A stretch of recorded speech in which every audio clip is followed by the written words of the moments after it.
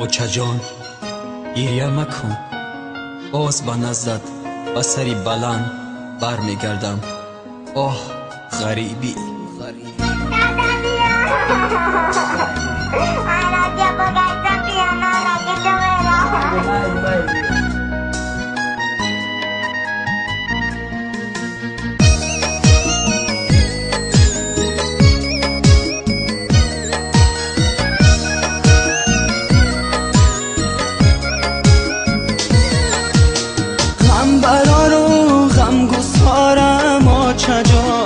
در غریبی خارزارم آچه جان، در غریبی خارزارم آچه جان.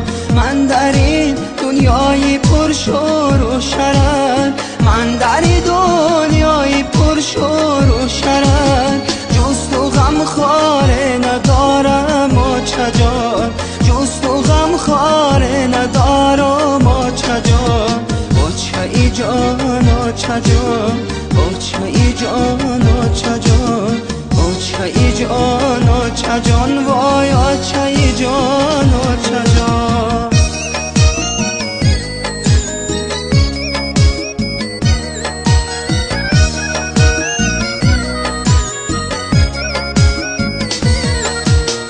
از مرایم مونی سوغم خاری تو، مرهمی دردی دلی بیماری تو.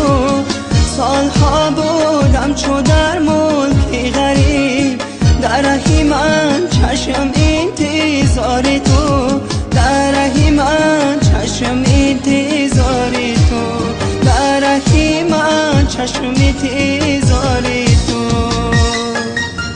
غم برار و غم گسارم آچه جان، در غریبی خارزارم آچه جان، در غریبی خارزارم آچه جان.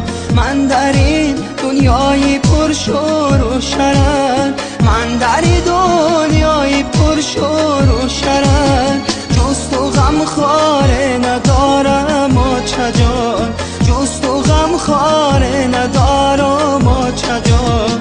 آچه ای جان آچه جان، آچه ای جان آچه جان، آچه ای جان آچه جان، وای آچه ای جان آچه جان.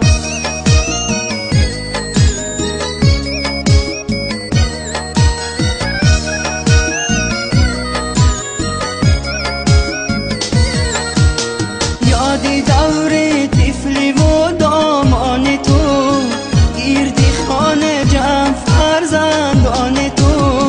از سفر برگشتم و تو نستی، صدرقی قلبی پر ارمان تو، صدرقی قلبی پر ارمان تو، صدرقی قلبی پر ارمان